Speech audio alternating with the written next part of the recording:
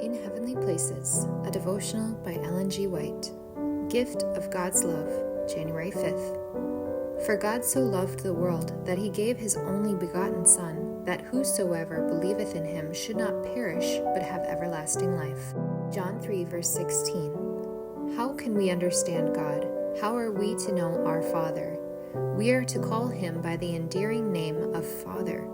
And how are we to know him and the power of his love? It is through diligent search of the Scriptures. We cannot appreciate God unless we take into our souls the great plan of redemption.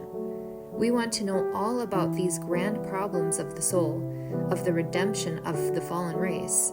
It is a wonderful thing that after man had violated the law of God and separated himself from God, was divorced as it were from God, that after all this there was a plan made whereby man should not perish, but that he should have everlasting life. God gave his only begotten Son to die for us.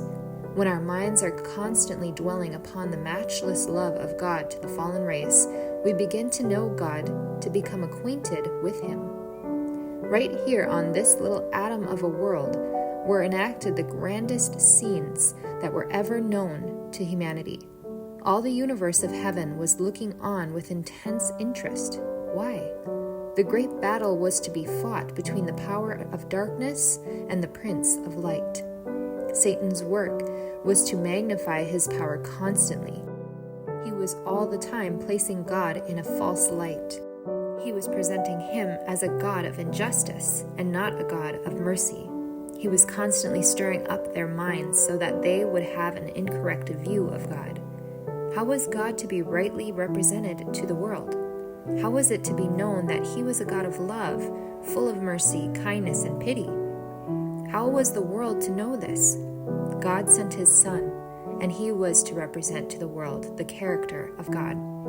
We want to keep this perfect pattern before us. God was so good as to send a representation of himself in his Son, Jesus Christ, and we want to get the mind and heart to unfold and reach upward. Let yours be the prayer.